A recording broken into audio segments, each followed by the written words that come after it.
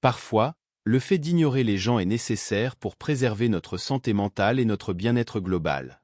C'est ce que nous allons voir dans cette vidéo.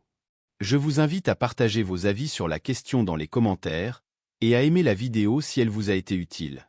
Commençons tout de suite avec un exemple concret sur l'histoire de Noé. Le livre de la Genèse raconte comment Noé, obéissant aux ordres de Dieu, a construit une arche pour survivre à un déluge mondial, une tâche qu'il était déterminé à accomplir. Mais les gens se moquaient de lui, car ils trouvaient difficile de croire qu'un tel événement puisse se produire. Leur réaction n'était pas surprenante, car la corruption et la dégradation morale régnaient en maître dans l'environnement de Noé. Mais malgré les moqueries, il a continué à accomplir sa tâche divine, suivant les instructions fournies par Dieu. Lorsque le déluge est survenu, Noé a terminé l'arche et a réussi à sauver toutes les espèces à bord. Cette histoire montre comment ignorer le mépris généralisé et les moqueries dirigées contre lui a permis à Noé de mener à bien sa mission. L'idée d'ignorer les gens a une connotation négative. Nous pouvons penser à ignorer délibérément quelqu'un par un sentiment de supériorité ou de ne pas répondre aux messages textes comme une forme de manipulation. Nous considérons généralement l'acte d'ignorer les gens comme impoli. Mais tout le monde a-t-il droit à notre attention? Cela signifie-t-il que nous sommes obligés de répondre simplement parce que quelqu'un veut communiquer avec nous? Parfois, en ignorant les gens, nous nous rendons un grand service, afin de préserver notre santé mentale dans un monde qui tente constamment de capter notre attention. Cette vidéo explore 5 avantages d'ignorer les gens. Avantage numéro 1, l'autonomie renforcée. Principalement en ligne, nous rencontrons de nombreuses personnes exprimant ce qu'elles pensent, souvent anonymement. Nous pourrions facilement laisser ces opinions, qui varient généralement beaucoup, influencer notre réflexion et nos décisions, ce qui n'est pas toujours mauvais. Cependant, plus nous adoptons les opinions des autres, moins nous devenons autonomes dans notre propre réflexion. Le philosophe américain Ralph Waldo Emerson a critiqué la tendance des gens à se fier aux influences extérieures dans leurs choix. Il a écrit un essai intitulé « Self-Reliance », soulignant que la lumière intérieure est le meilleur compas pour prendre des décisions. Il croyait en la confiance en ses propres pensées et convictions, plutôt qu'en les attentes sociales ou les conseils externes. Il soutenait que l'épanouissement et la sagesse véritable découlent de l'acceptation de son individualité et de sa voix intérieure. Selon lui, faire confiance à sa voix intérieure conduit à une vie meilleure et plus authentique. Je cite, « Ce que je dois faire est tout ce qui me concerne, pas ce que pensent les gens. » Cette règle, aussi ardue dans la vie réelle que dans la vie intellectuelle, peut servir pour toute la distinction entre la grandeur et la bassesse. C'est plus difficile, parce que vous trouverez toujours ceux qui pensent savoir mieux que vous ce qui est votre devoir. Fin de la citation. Les opinions des autres peuvent être précieuses et nourrir la réflexion. Cependant, Emerson pense qu'elles ne sont pas à la hauteur de nos voix intérieures. Ignorer les autres, surtout ceux qui ont tendance à nous dire ce que nous devons faire et comment vivre et penser, nous permet d'entendre nos véritables voix. Emerson admet que se retrouver seul est le moyen le plus simple de se couper du bavardage extérieur, mais il soutient que le véritable test consiste à rester fidèle à nos voix intérieures même entourés d'autres personnes. Avantage numéro 2, la paix intérieure. On ne peut nier que les avancées technologiques ont rendu nos vies plus faciles dans de nombreux domaines. En ce qui concerne la communication, les gens du monde entier peuvent désormais nous contacter de différentes manières, des lettres traditionnelles aux appels téléphoniques en passant par l'élégance des applications de messagerie et des appels vidéo. Si nous avons une présence en ligne sur diverses plateformes de médias sociaux, nous sommes encore plus réceptifs aux personnes qui nous contactent et à la socialisation. Alors que nos interactions étaient autrefois limitées à ceux qui étaient physiquement près de nous, l'ère numérique a apporté le monde entier à notre porte. Le smartphone est devenu une extension du corps humain et une source de stimuli sans fin. Jour et nuit, cet appareil nous bombarde de messages et de notifications et nous permet d'accéder à une quantité illimitée d'informations en quelques secondes. Mais pour beaucoup, cette quantité de bruit humain artificiel et sans précédent a perturbé leur paix intérieure. Pire encore, de nombreuses recherches suggèrent que l'utilisation des médias sociaux contribue aux problèmes psychologiques. Une étude publiée dans la Bibliothèque nationale de médecine des États-Unis montre que l'utilisation excessive des médias sociaux est actuellement la deuxième cause de handicap liée à la psychiatrie. Je cite, « L'utilisation des réseaux sociaux est fortement corrélée au développement de l'anxiété et d'autres problèmes psychologiques tels que la dépression, l'insomnie, le stress, la diminution du bonheur subjectif et un sentiment de privation mentale.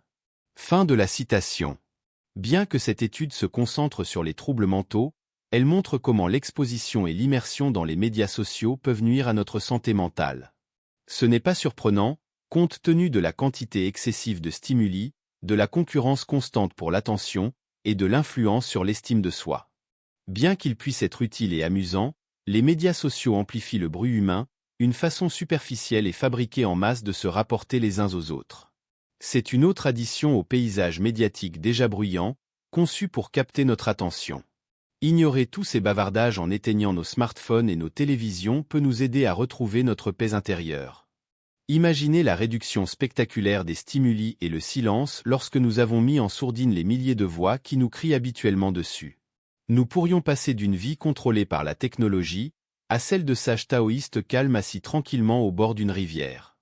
Avantage numéro 3, la force et la résilience intérieure. Dans nos choix de tous les jours, certaines personnes offrent des critiques non constructives, principalement dans le but de nous décourager. Cela peut être très accablant au début, mais avec le temps, on s'y habitue. Il faut apprendre à ignorer ces gens et à accepter que partout où vous voulez réussir, des gens jaloux et nocifs essaieront de vous abattre. Les insultes et les opinions négatives nous affectent parce que nous nous soucions de ce que les gens pensent de nous. Cette préoccupation pour les opinions des autres, notre estimation à leurs yeux et notre réputation semblent être un comportement à la fois naturel et appris. Le dilemme de ce désir d'être aimé, de préférence par tout le monde, est qu'en dépit de ce désir, nous n'avons aucun contrôle sur qui nous aimera ou non. Il n'y a rien que nous puissions y faire. Nous pouvons leur répondre avec colère, argumenter ou essayer de les changer. Mais nous pouvons aussi les ignorer.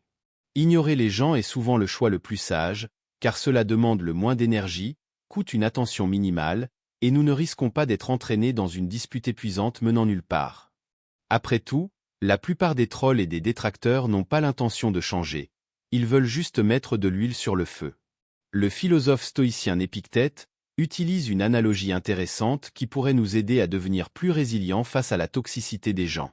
Imaginez aller dans un ancien bain romain. Dans un tel endroit, certaines personnes ont tendance à se comporter grossièrement et à utiliser un langage abusif.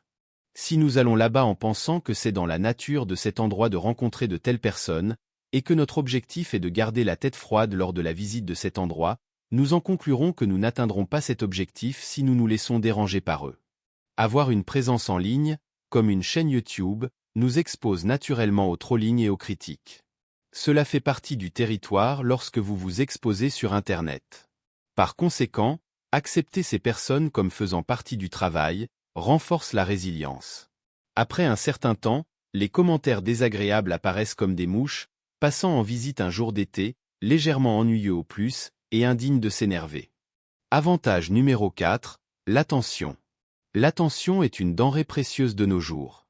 Les entreprises veulent notre attention pour promouvoir leurs produits, les gens sur les réseaux sociaux veulent notre attention pour accroître leur popularité, et les chaînes de télévision en veulent pour les revenus publicitaires. Nos employeurs veulent notre attention, ainsi que notre temps et notre énergie, pour les aider à gagner de l'argent, dont nous recevons généralement une petite part. L'attention humaine signifie de l'argent. Et nous gaspillons la plupart de celui-ci. Nous le donnons à des émissions de télévision stupides, à des conversations inutiles qui ne mènent nulle part, à regarder des gens sur Instagram que nous n'aimons même pas, et à nous sentir déprimés parce que leur vie semble bien plus réussie que la nôtre. Plus nous donnons notre attention aux autres, moins nous en avons pour les choses qui comptent vraiment pour nous. Que dire de nos rêves et de nos ambitions? Que dire de nos poursuites créatives? Ces choses nécessitent de la dédication. Elles nécessitent que nous nous isolions des gens, du moins pendant un certain temps, afin de leur accorder toute notre attention. Ainsi, lors de périodes d'isolement vis-à-vis des distractions humaines et des opinions, nous pouvons être plus productifs dans nos engagements et dans les choses qui comptent réellement pour nous. Mais nous ne sommes pas seuls à avoir exploité le pouvoir d'ignorer les gens pour stimuler ces poursuites créatives. L'histoire regorge d'individus comme J.K. Rowling, qui s'est isolé dans des cafés pour écrire la série Harry Potter, et Nikola Tesla, qui a travaillé en isolation pour inventer et découvrir des technologies révolutionnaires. Et n'oublions pas Noé, qui a ignoré les sceptiques et a terminé sa tâche divine. Avantage numéro 5, comme je l'ai mentionné, les médias sociaux sont généralement une façon superficielle de se rapporter aux autres. On peut avoir des milliers de followers et de connexions mais pas même une amitié significative. Nous constatons également que les gens ont de nombreuses relations hors ligne superficielles mais aucune avec de la profondeur et de la signification.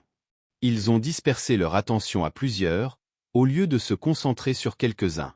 Une telle diversification fonctionne bien avec des choses comme l'investissement, mais est-ce vraiment bénéfique quand il s'agit de se socialiser? Bien sûr, cela dépend de ce que nous recherchons. C'est bien si nous sommes satisfaits de nombreuses amitiés superficielles et de simples connaissances qui servent peut-être juste de sujet de conversation ou qui bénéficient de notre réputation sur les médias sociaux.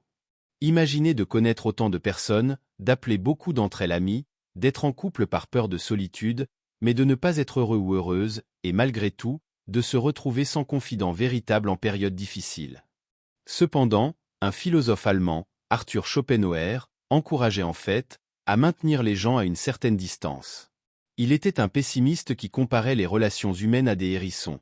Si nous nous rapprochons trop, nous pouvons apprécier la chaleur les uns des autres, mais nous nous piquons également avec nos épines tranchantes. Bien qu'il y ait une part de vérité dans son analogie, les relations étroites peuvent être très gratifiantes. Si nous avons l'intention de créer des liens plus profonds avec les gens, des relations qui impliquent la confiance, la compagnie, la tolérance, l'acceptation mutuelle et la croissance, nous devons être sélectifs. Il est presque impossible de construire des liens significatifs si nous voulons être amis avec tout le monde. Nous n'aurions pas assez de temps et d'attention à consacrer à ces relations étroites. Alors, quelle est la solution? Ignorer les gens. En ignorer beaucoup permet de nous rapprocher des quelques-uns. Pour conclure, ignorer les gens n'est peut-être pas toujours l'approche la plus sympathique, mais en fin de compte, c'est notre droit d'être sélectif dans ceux avec qui nous communiquons et à qui nous accordons notre attention. Notre attention est précieuse. La manière dont nous l'utilisons détermine considérablement notre qualité de vie et nos sentiments. Par conséquent, n'hésitons pas à éteindre nos téléphones, à laisser nos emails et nos messages textes sans réponse pendant un certain temps, à ignorer l'attrait des influenceurs des médias sociaux, et en essence, à choisir de ne pas accorder notre attention à tous ceux qui la demandent. Après tout, vous savez ce qu'on dit, l'ignorance est une bénédiction.